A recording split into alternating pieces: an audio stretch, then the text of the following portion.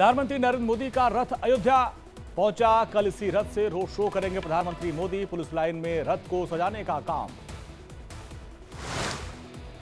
बिहार के दरभंगा में पीएम मोदी ने केजरीवाल सरकार पर साधा निशाना। कहा, बिहार के लोगों को बसों में बिठाकर भगाया गया, ऐसे लोगों को कभी माफ नहीं करना है। पीएम मोदी का राहुल तेजस्वी पर हमला। कहा, एक शहजादे दिल्ली और एक शहजादे बिहार में, दोनों शहजादों के खातों में सिर्फ भ्रष्टाचार। झारखंड में पीएम मोदी ने विपक्ष को जमकर घेरा। लोहरदगा में जमकर भरी हुंकार। एक के बाद एक कांग्रेस और जेएमएम पर किया वार। पीएम मोदी ने इंडिया गठबंधन पर साधा निशाना। कहा, इंडी गठबंधन वाले झाड़ू लगाने और शौचालय बनवाने पर पूछते थे कि इससे क्या होगा। आज गांव-गांव देखिए, हालात बदल गए।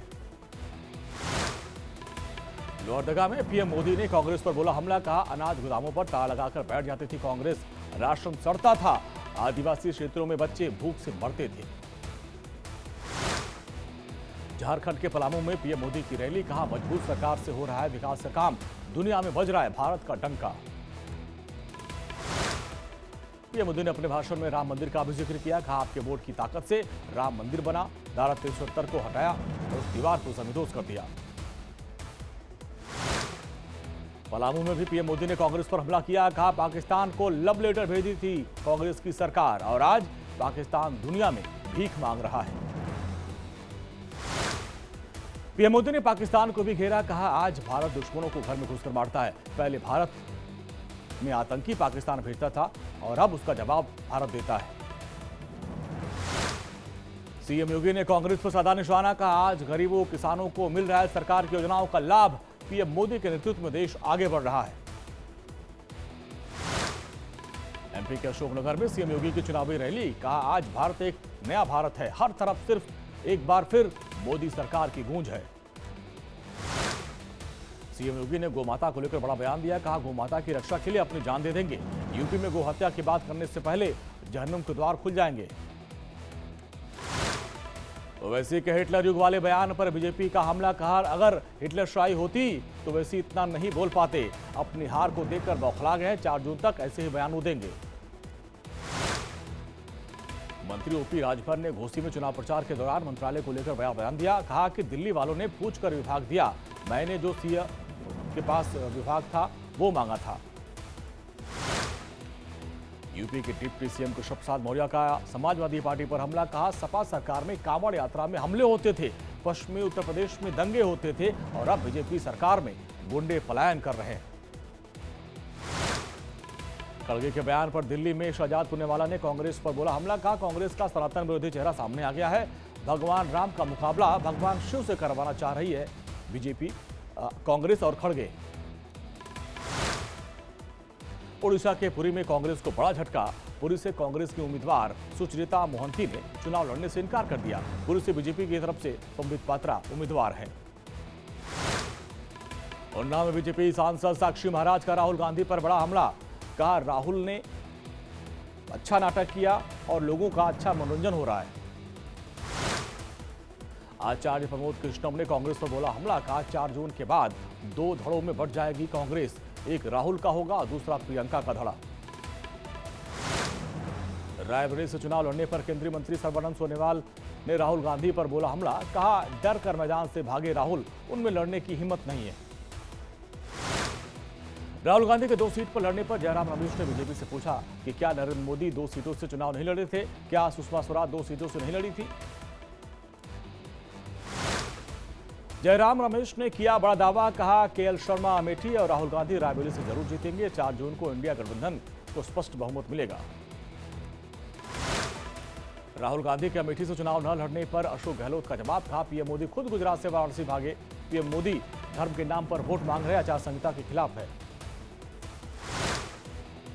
राहुल गांधी ने कर्नाटक के सीएम को खत लिखा। रेवन्ना सेक्स स्कैंडल मामले में पीड़ितों की मदद करने की मांग किया और अमित शाह को दिसंबर से ही इस बात की जानकारी थी भी कहा और फिर भी पीएम ने प्रचार किया। बदायूं में अखिलेश यादव ने अग्निवीर योजना को लेकर बीजेपी को घेरा। का अग्निवीर को कभी भी नौजवान स्वीकार नहीं करता। 4 साल की कोई नौकरी होती है। पीएम का राहुल को शहजादा कहने पर प्रियंका गांधी वाड्रा ने पलटवार किया। कहा, शहजादे को 4000 किलोमीटर पैदल चलकर लोगों की समस्या सुनी, लेकिन शहंशाह मोदी जी महल में रहते हैं। गुजरात के बनासकांठा में प्रियंका गांधी वाड्रा का पीएम मोदी पर हमला, कहा गुजरात ने उन्हें सब कुछ दिया लेकिन पीएम कभी किसानों और गरीबों को उनके घर पर नहीं गए। पूर्वी दिल्ली से आप उम्मीदवार कुलदीप कुमार के समर्थन में आतिशी का रोड शो, कुलदीप के लिए लोगों से वोट की अपील की। दिल्ली में आप सांसद संजय सिंह ने अमित शाह के बेटे के बीसीसीआई सचिव होने पर सवाल उठाए, कहा कि जैसा बीसीसीआई के सचिव बने हुए हैं, क्या क्रिकेट का बल्ला उनको पकड़ने आता है। शिवसेना उद्धव गुट के नेता संजय राउत का स्मृति ईरानी पर हमला, कहा मुझे स्मृति ईरानी पर बहुत दया आ रही है कि वो राहुल गांधी के पीए से हारने वाली हैं। केएल शर्मा जमीनी कार्यकर्ता हैं। हैदराबाद में अमित शाह, माधुलता समेत कई बीजेपी नेताओं के खिलाफ केस दर्ज हुआ, आचार संहिता का उल्लंघन। दीपेंद्र सिंह हुड्डा ने रोहतक से दाखिल किया नामांकन, पिता भूपेंद्र सिंह हुड्डा और कांग्रेस प्रदेश अध्यक्ष उदय भान भी रहे मौजूद। रोहतक से नामांकन दाखिल करने के बाद दीपेंद्र सिंह हुड्डा ने हवन पूजन किया और मंत्रोच्चार के साथ जीत का आशीर्वाद लिया। पश्चिमी दिल्ली से आप उम्मीदवार महाबल मिश्रा ने नामांकन दाखिल कर दिया है। राज्यसभा सांसद संजय सिंह और कैलाश गहलोत भी इस दौरान मौजूद रहे। दिल्ली के चांदनी चौक से कांग्रेस के उम्मीदवार जयप्रकाश अग्रवाल ने नामांकन दाखिल कर दिया है। बीजेपी के प्रवीण खंडेवाल से उनका मुकाबला।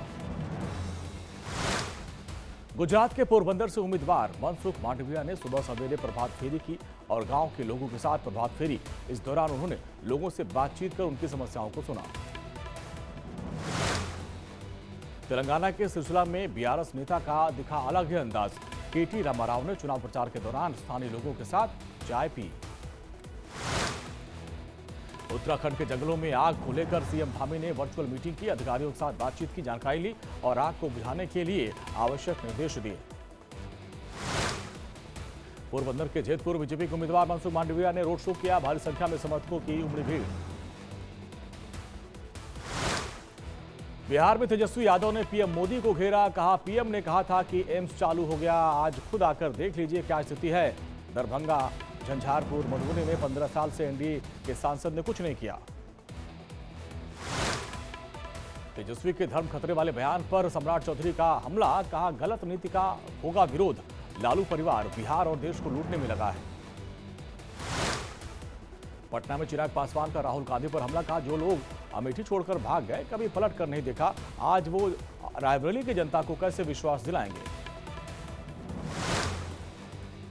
तेजस्वी के बयान पर चिराग पासवान ने साधा निशाना, कहा तेजस्वी कर रहे हैं तुष्टीकरण की राजनीति।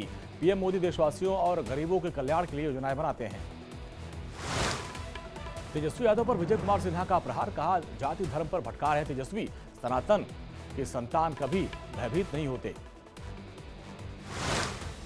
पटना में आरजेडी नेता मृत्युंजय तिवारी का प्रज्वल रेवन्ना पर बयान, का ऐसे दरिंदे माफी के लायक नहीं है। मणिपुर के बाद केंद्र सरकार और पीएम मोदी पर एक और बड़ा दाग।